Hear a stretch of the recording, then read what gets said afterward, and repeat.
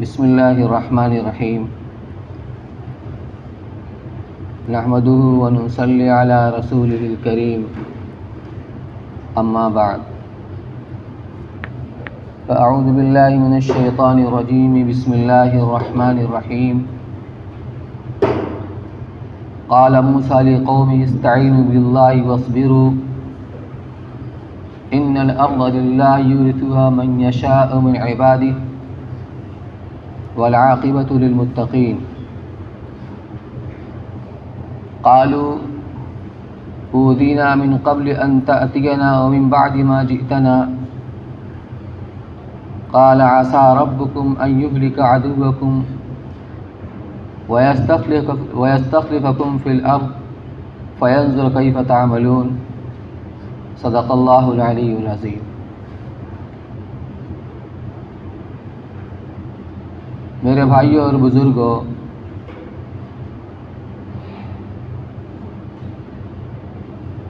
ہر زمانے میں جس طرح کبھی حالات آتے ہیں،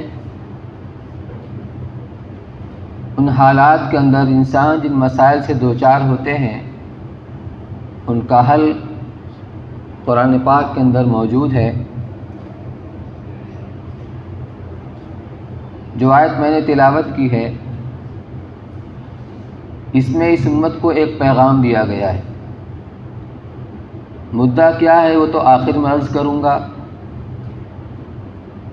لیکن سب سے پہلے اس کا ترجمہ آپ سماعت فرما لیں۔ موسیٰ علیہ السلام نے اپنی قوم بنی اسرائیل سے فرمایا کہ اللہ تعالیٰ ہی سے مدد حاصل کرو، اسی پر بھروسہ رکھو اور صبر و استقامت کے ساتھ قائم رہو، کیوں کہ ملک اور سرزمین یہ اللہ کا ہے۔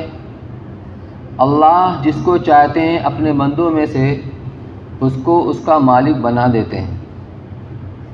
آج فرعون مالک بنا ہوا ہے، کل کوئی اور ہو سکتا ہے، تم بھی ہو سکتے ہو۔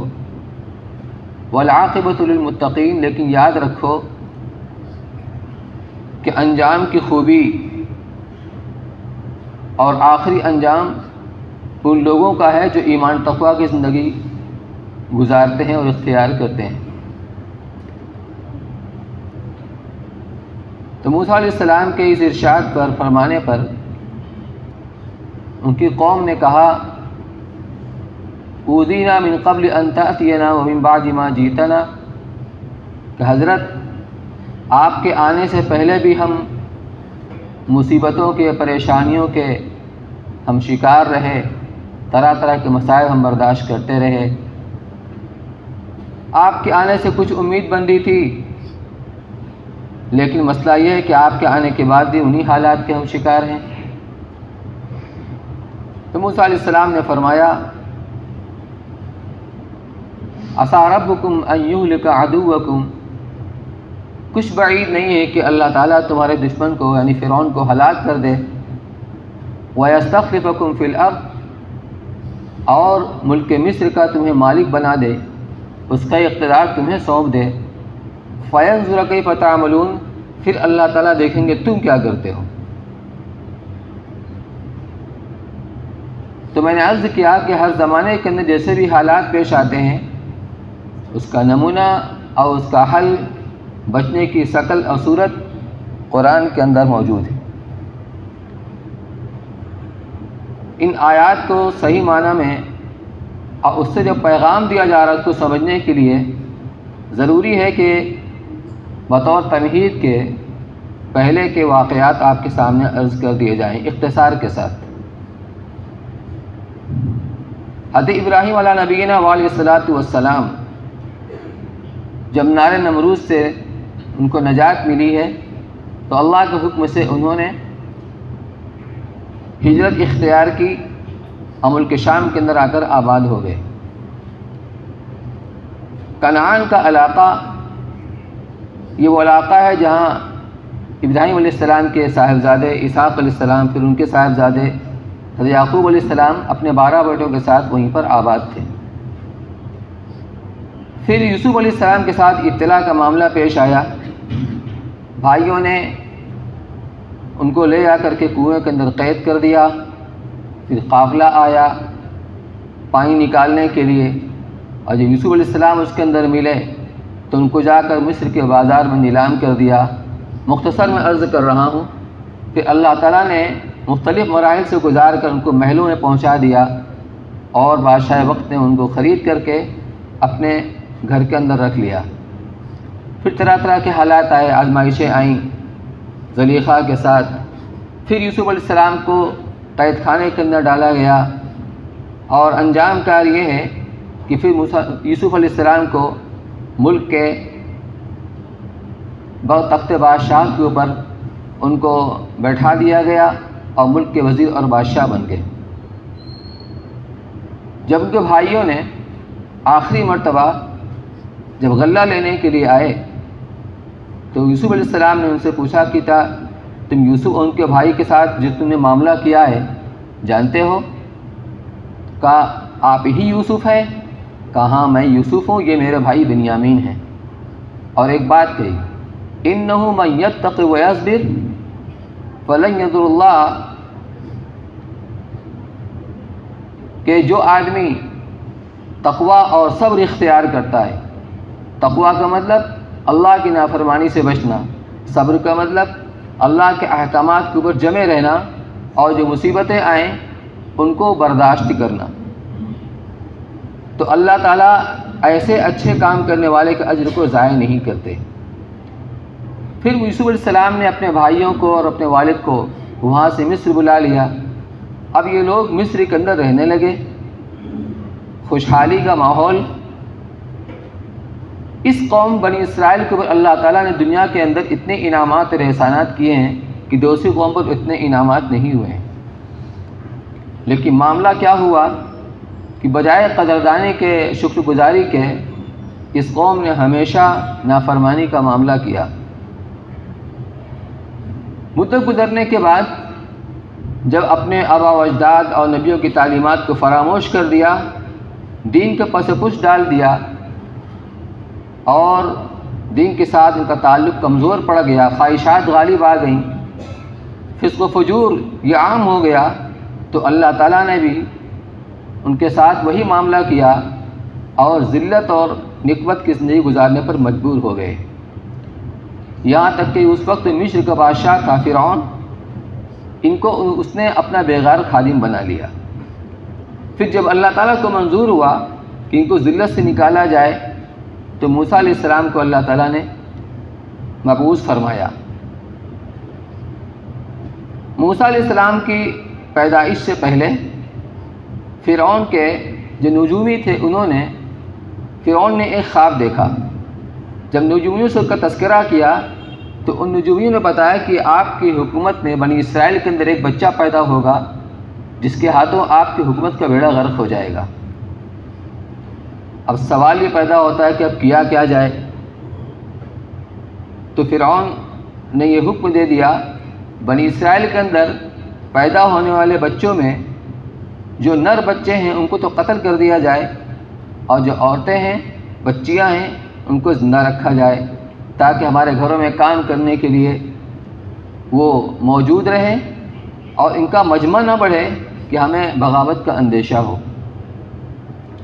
یہ فیصلہ ہو گیا، لیکن اللہ تعالیٰ کو جو کرنا تھا وہ تو ہو کر رہا کہ موسیٰ علیہ السلام کو اللہ تعالیٰ نے پیدا فرمایا اور ان کی حفاظت کا انتظام کیا اللہ تعالیٰ نے۔ واقعات آپ سنے ہوں گے، مجھے تو مختصر میں عرض کرنا ہے۔ پھر موسیٰ علیہ السلام کو اللہ تعالیٰ نے فرعون کی گود کے اندر پلوایا۔ ہم ایسے قادر مطلق ہیں کہ ہم جو کرنا چاہتے ہیں، ہزار مخالف ماحول ہو، لیکن ہم جو طے کر لیتے ہیں وہ ہو کے رہتا ہے۔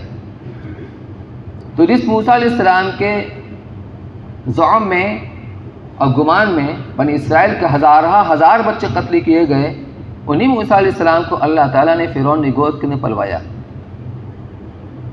اب یہ شاہی ٹھاٹ باٹ کے ساتھ رہتے تھے، کم و بیش 30 سال کا عرصہ ایسے ہی گزرا۔ پھر واقعہ ہوا قبطی والا، جو موسیٰ علیہ السلام کے گھوسا مارنے کی وجہ سے اس کا کام تمام ہو گیا تھا۔ اور پھر موسیٰ علیہ السلام کے قتل کا وارنٹ جاری ہوا، گرفتاری کا، اور موسیٰ علیہ السلام جب ان کو معلوم ہوا تو وہیں سے چلے گئے مدین جہاں شعیب علیہ السلام تھے۔ 10 سال وہاں بکریاں چرائیں شعیب علیہ السلام کی، اور ان کا وہیں نکاح بھی ہوا۔ پھر جب 10 سال کے بعد واپسی ہو رہی تھی اپنے وطن کے لیے، ملک مصر کے لیے، تو راستے میں جو کوہ طور پڑا وہاں اللہ تعالیٰ نے ان کو نبوت عطا فرمائی موسیٰ علیہ السلام کو، اور وہاں حکم ہوا اذهب الى فرعون انه طغى، جب فرعون کے پاس جاؤ اور جا کر اس کو سمجھاؤ، اس کو توحید کی دعوت دو، اس لیے کہ اس نے بہت سر اٹھا رکھا ہے۔ موسیٰ علیہ السلام نے اپنے بھائی ہارون علیہ السلام کے بارے میں اللہ تعالیٰ سے درخواست کی کہ ان کو بھی اس کام میں میرا شریک بنا دیجئے، یعنی نبی بنا دیجئے، تو اللہ نے ان کو بھی نبی بنا دیا۔ پھر دونوں حضرات فرعون کے پاس پہنچے اور جا کر اس کو دعوت دی، وہ بھی تفصیلی واقعہ ہے۔ لیکن فرعون نے موسیٰ علیہ السلام کی دعوت کو قبول نہیں کیا، اور اس نے کہا یہ تو جادو ہے۔ تو موسیٰ علیہ السلام کو جو اللہ تعالیٰ نے معجزہ دیا تھا وہ ایک عصا کا معجزہ تھا، یعنی وہ لاٹھی جو ان کے ہاتھ میں تھی جو شعیب علیہ السلام نے ان کو عطا فرمائی تھی، جب اس کو ڈالتے تھے اللہ کے حکم سے تو وہ اژدہا بن جاتا تھا، اور اپنے ہاتھ کو اپنے بغل میں لے جا کر نکالتے تھے تو سورج کی طرح چمکنے لگتا تھا کہ آنکھ نہیں ٹھہرتی تھی اس کے اوپر۔ معجزہ نبی کی نبوت کی صداقت کے لیے ہوتا ہے کہ یہ عام انسان نہیں ہے، اللہ کے واقعات نبی، لیکن فرعون نے نہیں مانا اس کو۔ تو فرعون نے کہا کہ ٹھیک ہے ہم تمہارا مقابلہ کریں گے، اور اس نے اپنے ملک کے اندر مختلف شہروں کے اندر جادو کا زمانہ تھا، فن جادوگری اپنے عروج کے اوپر تھا، اس لیے ہر شہر کے اندر ماہر جادوگر پائے جاتے تھے۔ تو اس نے اپنے ہرکاروں کے ذریعے سے ماہر جادوگروں کو بلوایا۔ روایات مختلف ہیں، کہیں پر 72,000 ہے، کہیں پر 3 لاکھ کی تعداد آتی ہے، لیکن یہ کہ اچھی خاصی تعداد کے اندر تھے، اور ایک جگہ اور ایک دن اور ایک وقت متعین ہو گیا مقابلے کے لیے۔ وہ دن تھا قوم کی عید کا دن تھا، اور جگہ شہر کے وسط اور بیچ کے اندر تھی، اور وقت جب سورج اچھی طرح بلند ہو جائے تاکہ یہاں جو بھی نتیجہ ہو وہ دن ہی دن چاروں طرف پھیل جائے۔ موسیٰ علیہ السلام کو تو اپنے کامیاب ہونے کا یقین تھا کہ اللہ کے سچے نبی تھے۔ بہرحال مقابلہ ہوا، جادوگروں نے جو اپنی رسیاں اور لاٹھیاں ڈالی ہیں تو وہ پورے میدان کے اندر اس طرح محسوس ہو رہے تھے دیکھنے والوں کو کہ سانپ رینگ رہے ہیں، چاروں طرف سانپ ہی سانپ ہیں۔ تو موسیٰ علیہ السلام نے بھی اللہ کے حکم سے اپنے عصا کو ڈالا، اب یہ اژدہا بن کر ایک طرف سے نگلنا شروع کیا تو سارے سانپ کو نگل گیا۔ جادوگر جانتے تھے کہ جادو حقیقت نہیں ہوتی، جادو مسمرزم کی طرح سے نظر بندی ہوتی ہے کہ جادو کا عمل کرنے والا دیکھنے والے کو وہ دکھلاتا ہے جو وہ چاہتا ہے، اور دیکھنے والا وہی دیکھتا ہے۔ تو حقیقت میں تو رسیاں تھیں، لاٹھیاں تھیں، لیکن جب اس اژدہے نے سب کو نگل لیا تو ان کو یقین ہو گیا کہ اللہ کے سچے نبی جادوگر نہیں ہیں، تو سب کے سب سجدے میں گر گئے اور اعلان کر دیا کہ ہم موسیٰ اور ہارون کے رب پر ایمان لے آئے، بنی اسرائیل کے رب پر ایمان لے آئے۔ اب فرعون نے دیکھا تو پاسا پلٹ گیا، تو اس نے فوراً ایک چال چلی، سیاسی داؤ۔ اس نے کہا کہ اچھا معلوم ہوتا ہے کہ تم نے پہلے جب کوئی سازش کر لی تھی کہ ہم مقابلہ کریں گے، تم یوں کرنا ہم یوں کریں گے، پھر ہم مغلوب ہو جائیں گے، ابھی تم اس کا مزہ چکھاتے ہیں۔ اور اس نے کہا کہ تمہارا ایک ہاتھ اور ایک پیر کاٹیں گے، دائنا ہاتھ تو بایاں پیر یا بایاں ہاتھ تو دایاں پیر، اور تم سب کو سولی پہ لٹکا دیں گے۔ لیکن جادوگروں کو اللہ تعالیٰ کی معرفت حاصل ہو گئی تھی، وہ سجدے میں گئے اور اللہ کو ایسی معرفت حاصل ہوئی، یہ ایمان جب دل کے اندر اتر جاتا ہے تو دنیا کی کوئی طاقت اور دنیا کا کوئی لالچ اس کا ٹس سے مس نہیں کر سکتا۔ حفظ ما انت قاص، جو تمہیں کرنا ہو کر لو، ارے کیا کرو گے، بہت سے بہت موت دے دو گے، وہ تو ایک دن آ کے رہے گی، اور موت دے دو گے ہم اپنے رب کے پاس چلے جائیں گے، ہمیں تمہاری اس دھمکی سے کوئی ڈر نہیں لگتا۔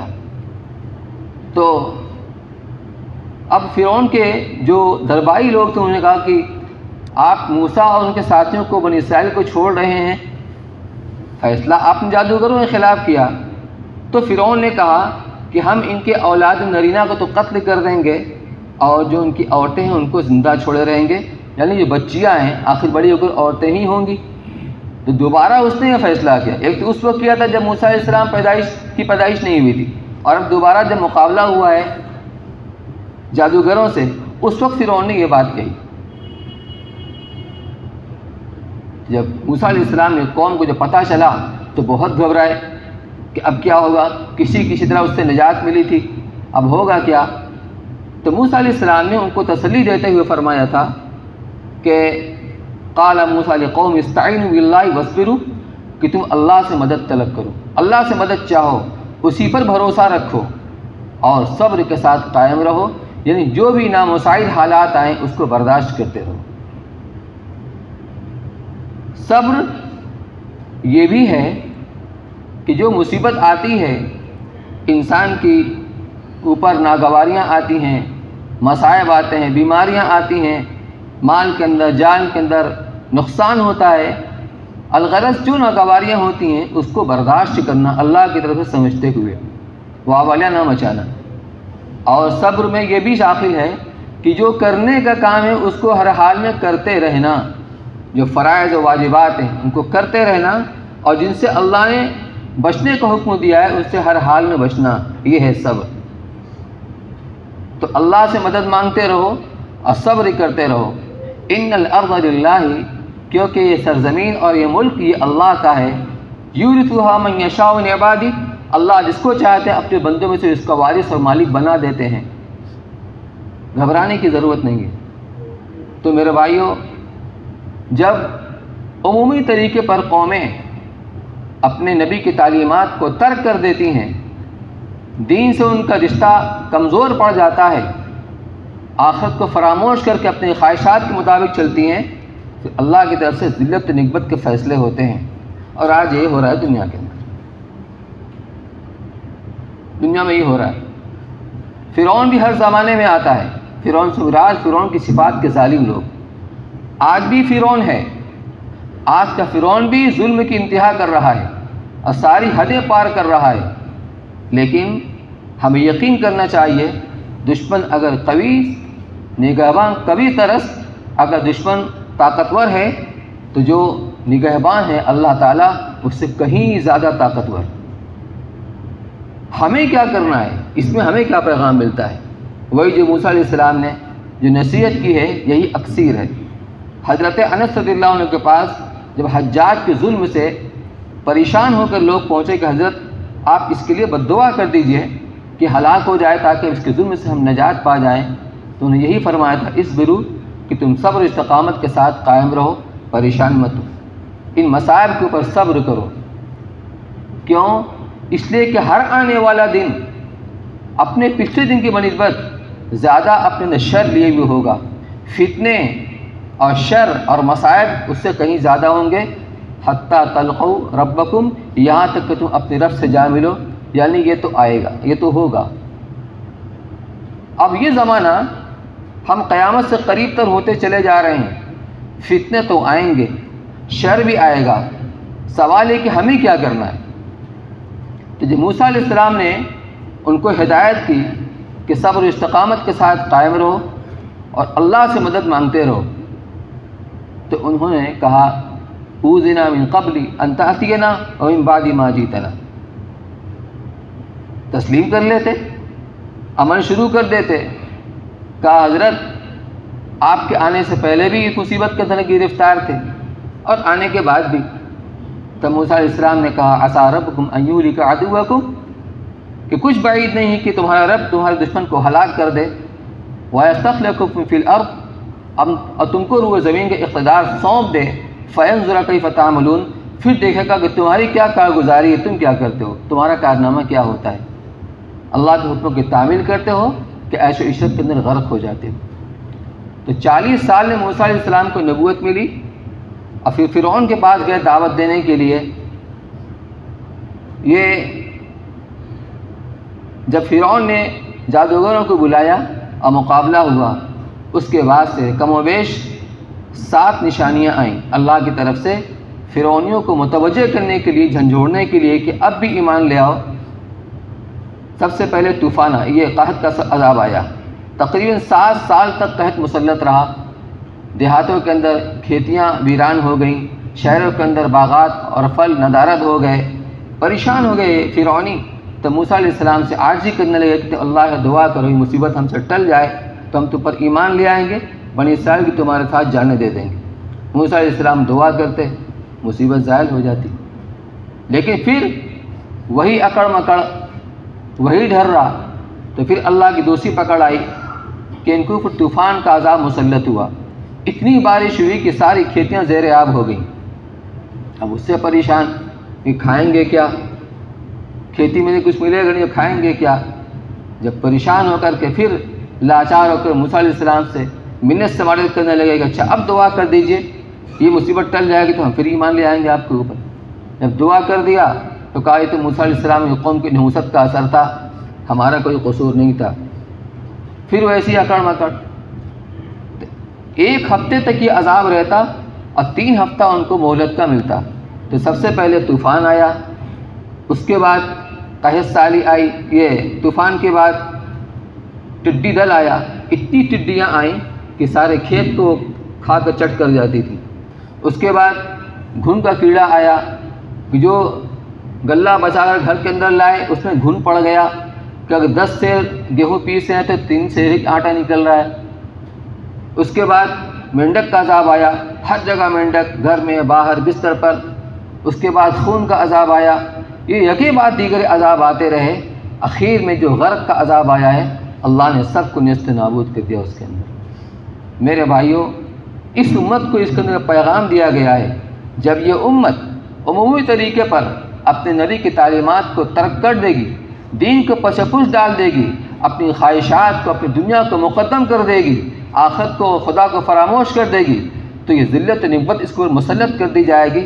نکلنے کا واحد راستہ ہے کہ اپنا تعلق مع اللہ مضبوط کریں، دین کے ساتھ رشتہ مضبوط کریں، اور جو نبی اور ہدایات ہیں اور دینی تعلیمات ہیں اس کے اوپر ہم عمل کریں، خود بھی اپنے گھر والوں کو بھی اس کی طرف متوجہ کریں اور لوگوں کو متوجہ کریں۔ واحد راستہ ہے، دوسرا کوئی راستہ نہیں۔ اللہ تعالی ہمیں بھی سمجھنے کے عمل کی توفیق نصیب فرمائے۔ ایک اعلان یہ ہے، اس ملک کے اندر مختلف خطوں کے اندر ہر سال سیلاب آتا ہے، کبھی کیرلا کے اندر آیا، کبھی بہار کے اندر آیا، کبھی کشمیر کے اندر آیا۔ اس وقت مہاراشٹر کے اندر خاص طور سے جو رتنا گیری کا علاقہ ہے زبردست طوفان آیا ہوا ہے۔ بعض گاؤں تو ایسے، مہاڑ ایک گاؤں ہے، وہاں پر بارش نے اور پہاڑ اور تودے کھسکتے نے وہ فساد برپا کیا ہوا ہے کہ 40 جو گھر تھا وہ سب کی سب تہس نہس ہو گیا، 16 گھر تو بالکل ہی برباد ہو گیا، اور 24 گھر کے لوگ جو ہے تو وہاں پر بھی کوئی بچا ہوا ہے، باقی جو لوگ گھر اپنے بستی سے باہر چلے گئے تھے وہی بچے ہوئے ہیں۔ مولانا حکیم الدین صاحب جو ناظم عمومی ہیں جمیعت علماء ہند کے، فرماتے ہیں کہ 32 سال سے میں کام کر رہا ہوں، قدرتی آفات میں پھنسے ہوئے لوگوں کے پاس جانا، ان کی ضرورتوں کو پورا کرنا، ریلیف کا کام کرنا، ایسا ہیبتناک منظر میں نے کبھی نہیں دیکھا۔ اس لیے آپ حضرات سے گزارش کی جاتی ہے کہ جس سے جو بھی ہو سکے اس ریلیف کے کام میں حصہ لے۔ اس طرف کے ذمہ دار اشفاق نگر میں حاجی فضیل صاحب کو بنایا گیا ہے، اور ریوی تلاوی مولانا عمار یاسین صاحب کو، جس سے بھی آپ رابطہ کر کے اپنی ریلیف کی رقم ان تک پہنچا دیں یا ان کو فون کر کے بتا دیں کہ ہمارے یہاں سے آپ منگا لیجیے۔ اللہ تعالیٰ ہم سب کو عمل کی توفیق نصیب فرمائے۔ وآخر دعوانا الحمدللہ رب العالمین۔